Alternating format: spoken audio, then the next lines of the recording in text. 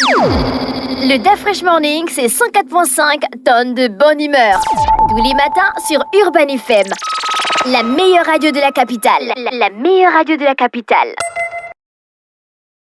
Vous êtes sur les 104.5 Urban FM, la station urbaine, et vous écoutez le DAF Fresh Morning. On est avec Elvis. Elvis, bonjour. Bonjour DAF Fresh, bonjour Fallon, bonjour tous les auditeurs qui nous écoutent ce matin. Comment t'as passé le week-end? J'ai bien passé le week-end. Il y avait l'activité sportive un peu partout, dont le week-end était riche à travers le sport. On va démarrer cette rubrique sportive avec évidemment la 28e édition de compétition la Baby Champion de taekwondo appelée la Baby Champion. Il faut dire que cette 28e édition avait la particularité que c'était sous le signe en hommage de Bouddha Cardo. Bouddha Cardo, qu'il faut souligner que lui, à la base, c'était un fouleur, il faisait du full contact, mais pour cette 28e édition, les organisateurs tenaient vraiment à rendre hommage à cet illustre grand pratiquant gabonais. Et pour la petite histoire, nous qui avons effectué le déplacement, parce que ça a commencé le vendredi 20 avec la pesée des athlètes. Ensuite, le 21, on a fait les combats par élimination. Il y a eu le premier tour, le deuxième tour,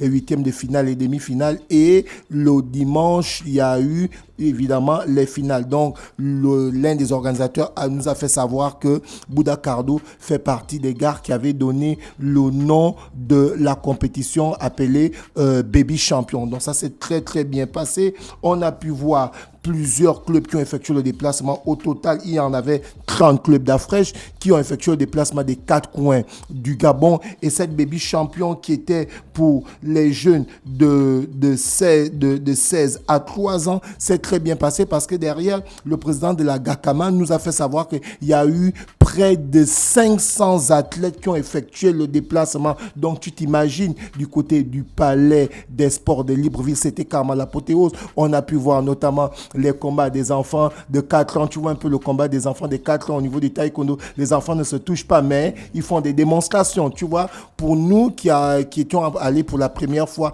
voir ces petites catégories-là, on ne savait pas que pour les enfants de 4 ans, par exemple, ils ne se touchent pas parce que les os sont encore fragiles. Tu vois un peu, c'est par rapport aux démonstrations, comment ils vont lever les pieds, comment ils vont faire. C'est à partir de là que les juges notent. Ensuite, maintenant, on a pu voir les 11 ans, les 12 ans, les 13 ans qui se sont illustrés, notamment dans les combats et dans la présentation du Punse. J'espère que je prononce bien. Punse. Donc, dans la catégorie des Punse, on a la fille qui a été élue meilleure athlète de cette 28e édition de la Baby Champion. J'espère que je prononce bien. Windiani Marie-Josée du club Jeunesse Sportive. 16 ans, c'est elle qui a été élue meilleure athlète chez les filles pour parler du Punse. Chez les garçons, on a eu le jeune de 14 ans au Tambo Joseph du club suprême qui a été élu meilleur garçon pour parler du Punse. Alors, les meilleurs combattants chez les filles, on a Ngouan Chloré de Moundan Kwan qui a été élu meilleur athlète de cette 28e édition de la Baby Champion. Et chez les garçons, Sengema Eyi Jérémy de Zim Family, 11-12 ans, qui a été élu le meilleur athlète chez les garçons. Donc, vous comprenez que cette 28e édition a vraiment été une organisation parfaite parce qu'ils ont tout programmé. Il y a eu des médailles qui ont été remises un peu à ceux qui ont mérité, c'est-à-dire le podium, soit la médaille d'or, soit la médaille d'argent, soit la médaille de bronze. Donc, je vais vous sortir le classement final des 30 clubs qui ont participé à cette 28e édition de Baby Champion. Donc, l'équipe qui a terminé meilleure de cette 28e édition de Baby Champion, c'est cette équipe-là aussi en 2023-2024 qui avait terminé meilleure équipe de la Baby Champion. Donc, la meilleure équipe de la Baby Champion, c'est Suprême Taekwondo qui a occupé la première place. Ensuite, on a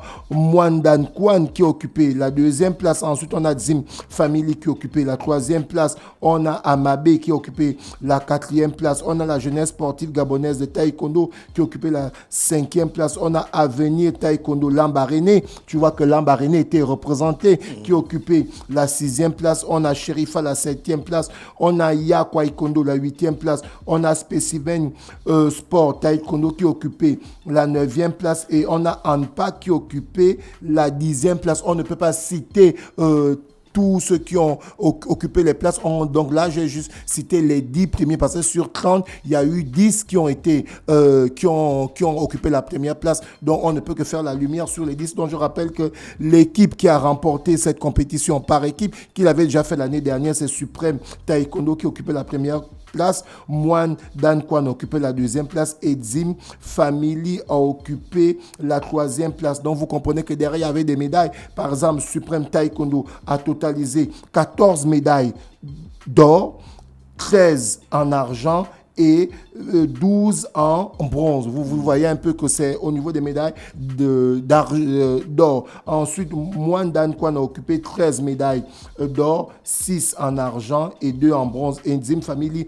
troisième, a occupé 7 médailles d'or, 7 en argent et 10 en bronze. Donc, voici un peu le classement de cette baby champion. Ensuite, on va aller du côté du football d'Afresh. Il y a eu évidemment la troisième édition des d'Ambondor qui s'est passée du côté de la Sablière dans un hôtel de la place où la LINAF, la Ligue nationale de football professionnel, à travers son président Brice Ndjambou et Rémi Ebanega, qui est l'un des grands managers, qui est l'un des grands artisans pour évidemment dans la lutte des droits des footballeurs professionnels. Rémi Ebanega, qui est un master en management, qui apporte sa pierre à l'édifice au niveau du football national pour que, un, il soit beaucoup plus valorisé, pour que, deux, les footballeurs puissent avoir des bons et des vrais contrats, et pour que, trois, tout soit respecté. Donc, c'est une organisation qui était très, très bien coordonnée. Alors, au niveau de la deuxième division, on a pu avoir certains prix, à savoir celui qui a terminé meilleur joueur du championnat de deuxième division, c'est Sidney Sani,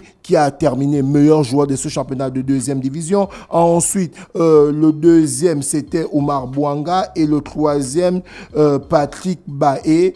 Sidney Sani, il joue du côté de Ogo FC, donc c'est lui qui a terminé meilleur joueur du championnat. Ensuite, quand on arrive dans la catégorie des meilleurs gardiens, le meilleur gardien, c'est Eman Glenn, toujours à Ogo FC. Ogo FC qui est monté en première division, qui a terminé troisième du championnat de deuxième division, mais qui est monté en première division. Et quand on arrive dans la catégorie de meilleur gardien, le meilleur gardien, c'est Eman Glenn Zim, qui a terminé meilleur gardien. Lui aussi, il évolue du côté de Ogo FC. Donc, Ogo FC a pratiquement tout remporté du côté des prix au niveau du championnat national de deuxième division. Alors, le meilleur entraîneur de ce championnat de deuxième division, le meilleur entraîneur, lui, il sort carrément de l'équipe qui a remporté ce championnat de deuxième division, à savoir Stade Migovéen. Donc, c'est celui-ci qui a remporté la médaille, on va dire, d'or du meilleur coach de la saison pour parler de la deuxième division, Albert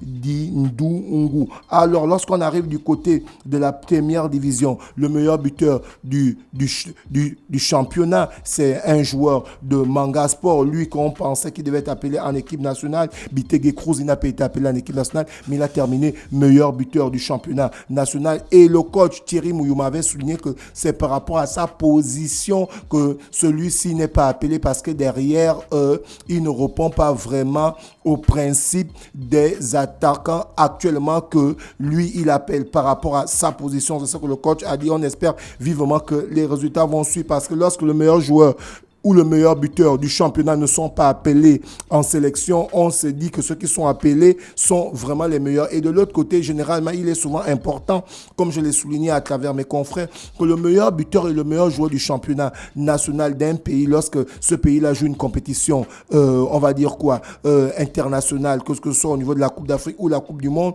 ceux-là, quand ils sont appelés, ça valorise généralement le championnat de ce pays-là. Alors, celui qui a terminé meilleur joueur du championnat national de première division, il a d'abord été couronné meilleur jeune joueur. Ensuite, le même a remporté le prix de meilleur joueur de la saison de première division. C'est le jeune footballeur du football canon 105, Derrick Assoumou, qui a terminé meilleur joueur du championnat. Il a l'équipe nationale. Non, il n'est pas en équipe nationale. Comment ça? Ce sont les choix de Thierry Mouyouma. Est-ce que tu comprends? Il nous a déjà qualifiés pour la Coupe d'Afrique des Nations qui va se jouer en 2025 du côté du Maroc. durant les mois de décembre et 2025 et janvier 2026. Donc, on espère vivement qu'il sait, il connaît ce qu'il fait puisqu'il nous a déjà obtenu la qualification pour la CAN. Et là, on a un match capital face à la Côte d'Ivoire le mois de septembre prochain où la Côte d'Ivoire est en tête et à 1 point. Donc, celui-ci, Thierry Mouyouma, à travers ses choix, on laisse Thierry Mouyouma faire ses choix parce que jusqu'à aujourd'hui, on a déjà été qualifié pour la CAN. Donc, on va laisser celui-ci suivre. Donc, Derek Assoumou qui a terminé meilleur joueur du championnat national. Il a aussi été meilleur jeune espoir de ce championnat national. On va rapidement du côté du basketball. J'espère que les gars étaient connectés hier. Voilà pourquoi ce matin je suis un peu fatigué. D'Afrique. Ah ouais, c'est vrai, la NBA. C'est terminé. C'est terminé, la NBA. C'est les Milwaukee, non? Non, on avait la finale qui opposait les Oklahoma. Contre les Sixers. Oklahoma contre les Indiana Pacers. Indiana Pacers. Donc, tu comprends. C'était à quelle heure? C'était la nuit d'Afresh, 1h, 2h. Tu comprends que beaucoup de gens dorment. Mais c'est Indiana qui a gagné? Non.